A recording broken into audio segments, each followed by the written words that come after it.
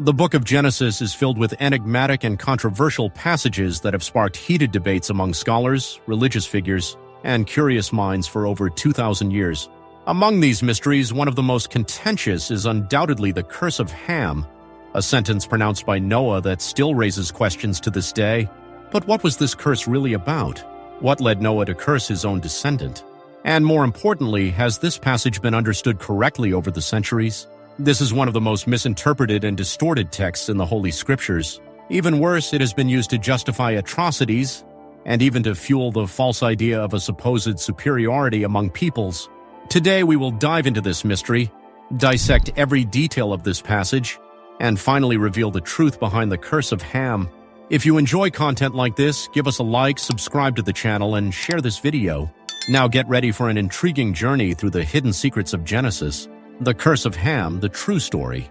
The so-called Curse of Ham is undoubtedly one of the most distorted passages in the Holy Scriptures.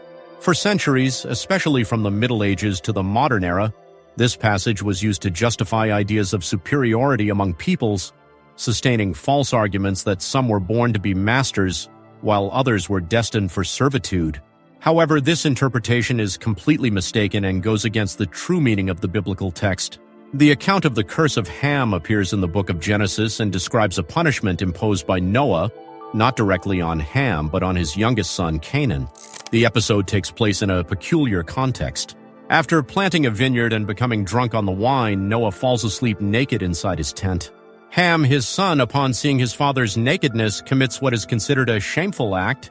Although the text is not entirely explicit about the severity of Ham's action, what we know is that this behavior resulted in a strong curse pronounced by Noah. But why did Noah curse his grandson Canaan and not Ham, who made the mistake? This is one of the most intriguing points of the narrative. To understand it, it is essential to consider the context of that time. The world was at a moment of rebirth, newly emerged from the flood that had devastated the earth.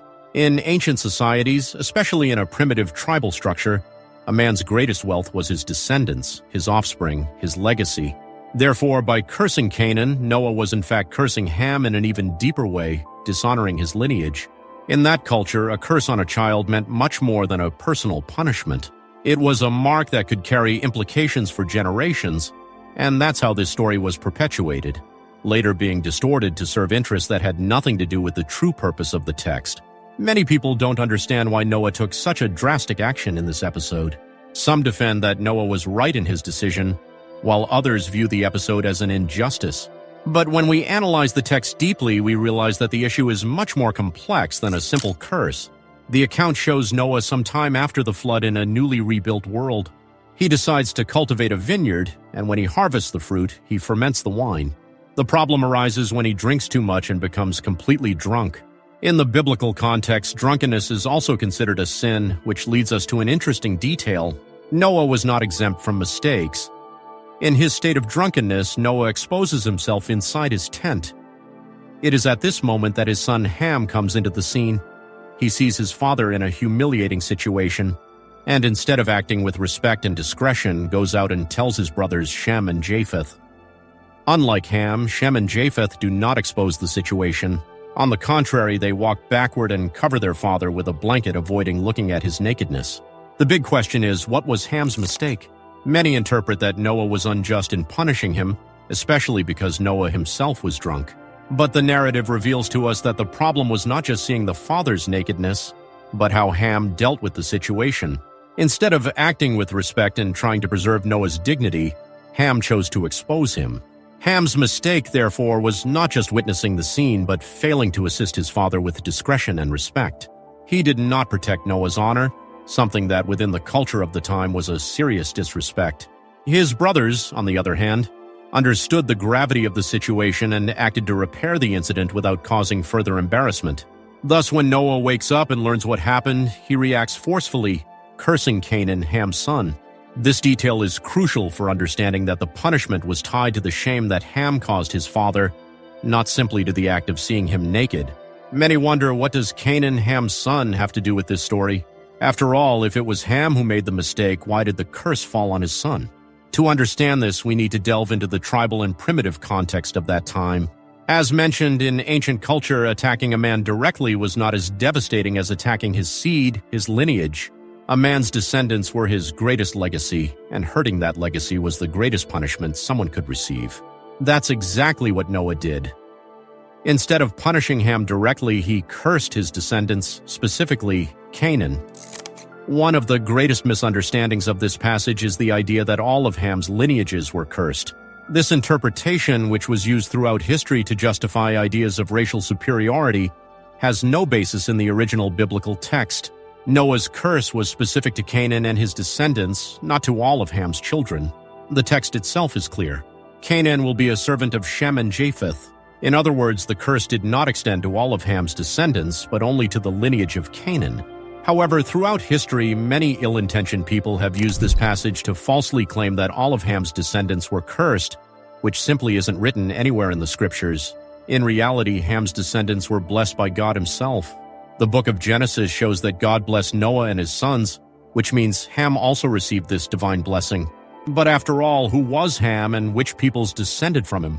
In ancient Jewish tradition, as well as in early Christian interpretation, Ham is considered the ancestor of the Hamitic peoples.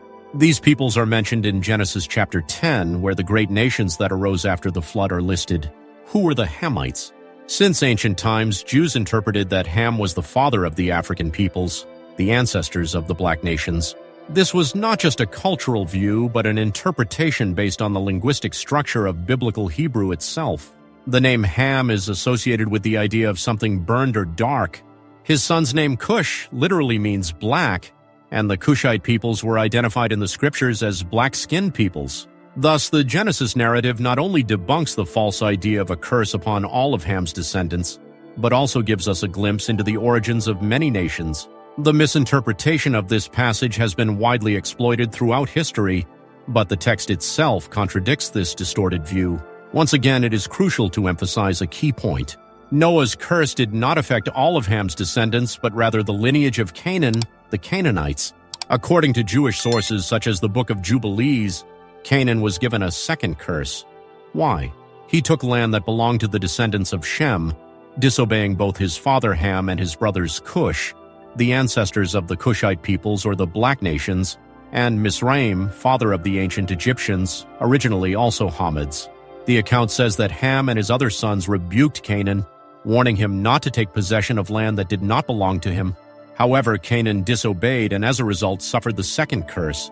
The scriptures show us that the Canaanites throughout history became an idolatrous people, engaging in acts considered abominable in the eyes of God. Thus, the curse on this lineage was confirmed. However, there is an essential detail that many ignore. This curse was not irreversible. The Bible itself reveals that many Canaanites were saved because they converted and began to follow the true God, the God of Noah, Abraham, Isaac, and Jacob. This means that from the beginning, divine mercy allowed anyone, regardless of their lineage, to be redeemed through faith and obedience to God. A fascinating curiosity that many overlook is that several Canaanites were saved and played important roles in the biblical narrative. A classic example is Rahab, the Canaanite woman from the city of Jericho who was rescued by her faith and ended up becoming part of the Messiah's lineage. Another notable name is Uriah the Hittite, who also descended from the Canaanite peoples. God himself became deeply angered with David for the murder of Uriah, showing that the Canaanite lineage was not irreversibly rejected by God. Throughout history, especially in the Middle Ages, many distorted the biblical narrative to justify slavery. Some claim that all of Ham's descendants had been cursed and therefore should serve the Japhethites, erroneously associating them with European peoples. This idea was used to justify the enslavement of many peoples, especially Africans, over the centuries. However, the biblical and historical reality is quite different. Slavery was not exclusive to a single people. For example, the Israelites themselves were enslaved by the Egyptians who were descendants of Ham. Centuries later, the Israelites were taken captive by the Babylonians, descendants of the Chaldeans, during the reign of Nebuchadnezzar. Interestingly, Abraham was also a Chaldean, highlighting the complexity of interactions between these peoples. The Celts and Germans, peoples with very fair skin, were also enslaved by the Romans, who saw these peoples as barbarians regardless of their skin color. In other words, the idea that the curse of Canaan was a divine justification for the enslavement of African peoples is a complete distortion of the Bible. This false interpretation was propagated for centuries, but it has no basis in the original biblical text. The true message of the Scriptures teaches us that God's salvation and blessings are not determined by ethnicity or lineage, but by faith and obedience to the Creator. The Bible clearly shows us that various African peoples served the Lord, being mentioned throughout the Scriptures as part of God's divine plan.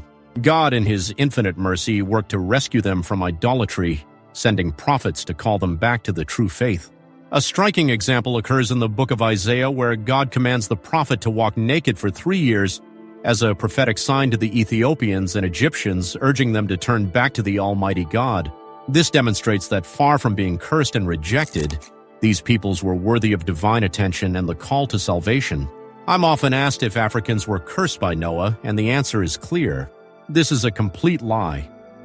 Noah's curse was not on all of Ham's descendants, but specifically on the Canaanites. And here is a fundamental detail. This curse did not come from God, but from Noah. Even so, many Canaanites ended up serving the Lord, demonstrating that faith and obedience to God were always more important than ethnic or genealogical origin. I hope that now everyone has understood once and for all the true meaning of Ham's curse. If you like this content, leave your comment and share your opinion on the subject. If you'd like me to talk about another similar topic, feel free to suggest it in the comments. May God bless everyone, and we'll see you soon.